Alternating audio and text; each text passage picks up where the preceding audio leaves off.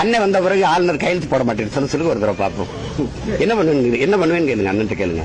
பூட்டிட்டு பூட்டு எடுக்கா வெல்டு வச்சு பூட்டி வெல்டு வச்சு துண்டிடா, எலக்ட்ரிசிட்டி துண்டிடா, வாட்டர் சப்ளை துண்டிடா, போடா உள்ள இருட்டுகள் கேமே அங்கிருந்து பேசணும், எல்லாத்தையும் அணைச்சு போட்டு படுறா அப்படின்னு.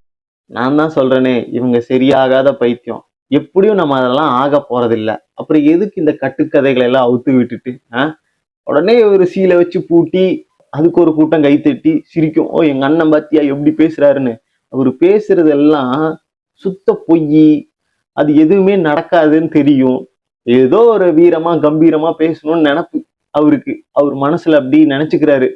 அது மற்றவங்க எல்லாம் பார்த்தோன்னு எங்க அண்ணன் சீமான் எப்படி பேசுறாரு, உங்க அண்ணன் விஜய் இப்படி பேசுவாரா அப்படின்னு புரிதலே இல்லாத நாம் தமிழர் கட்சிக்காரங்கிட்ட எல்லாம் புரிய வைக்கவே முடியாது. இன்னுமே தத்தி பயலுகளா இருக்காங்க. எங்க அண்ணன் வந்து அப்படி வீரமா வசனமா எப்படி பேசுறாரு, அந்த மாதிரி விஜய் பேசுவாரா அப்படின்னு கேக்குறாங்களே. உங்க அண்ணன் பேசுறதெல்லாம் வீரன் நினைச்சு நீங்க தான்ப்பா அதை ரசிச்சுக்கணும். அவர் வந்து சரியாகாத பைத்தியமா இருக்காரு. இப்படியெல்லாம் பண்ண முடியுமான்னு கொஞ்சமாவது யோசிக்க தெரியலையா அவங்களுக்கு?